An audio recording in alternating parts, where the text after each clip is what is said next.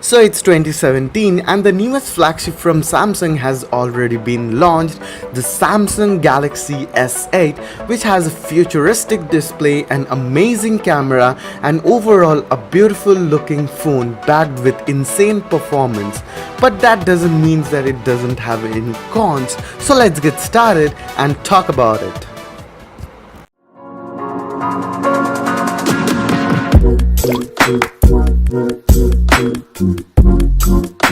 So the first problem you might face with the phone is the battery life. Though both the phones are having a 10nm chip along with a Super AMOLED screen, due to its large display size and just 3000 mAh battery in S8 and 3500 mAh battery in S8 Plus, the battery life is simply not that great. You can get a moderate day use with the battery, but not anything more than a day, and hence why you see that the default resolution is far lesser than its full potential what the phone can be used in.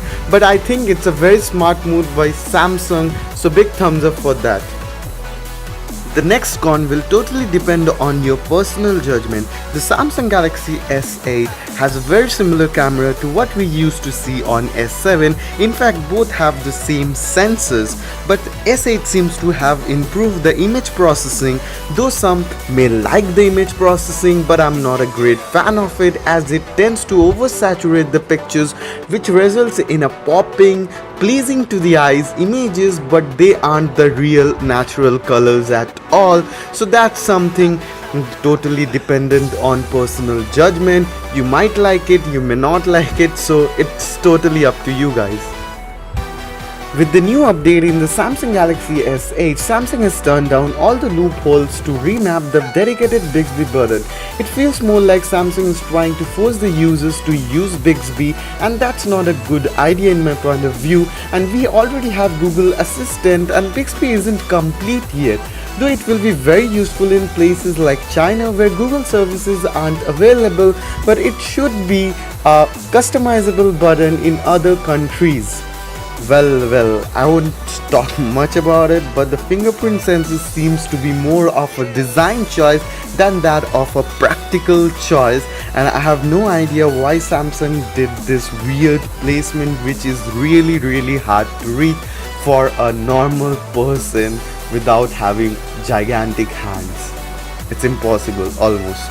The last thing you should note before purchasing Samsung Galaxy S8 is that the speakers aren't that loud, but I think it's louder than the Samsung Galaxy S7, but it is understandable that due to the Infinity design and also providing a IP68 water and dust resistance certificate with it is a big deal, and big thumbs up to Samsung for providing that. And they have also managed to provide 3.5mm audio jack along with it, so this is understandable, and I am hoping that most of the people won't have any complaint with this.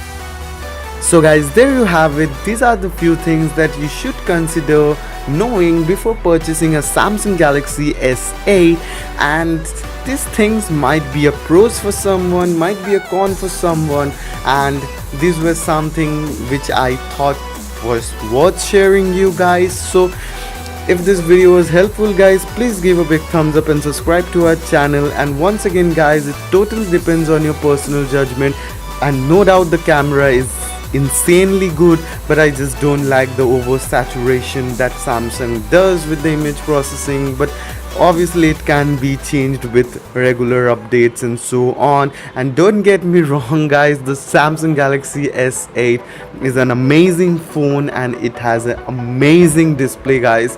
It's like something you should use in your own hand to feel how good a phone can be, and it's amazing to see a 2017 phone to be such an insane device. So thanks for watching, do subscribe. It's Ryan from the Tech Info House signing off. Hope to see you in my next video.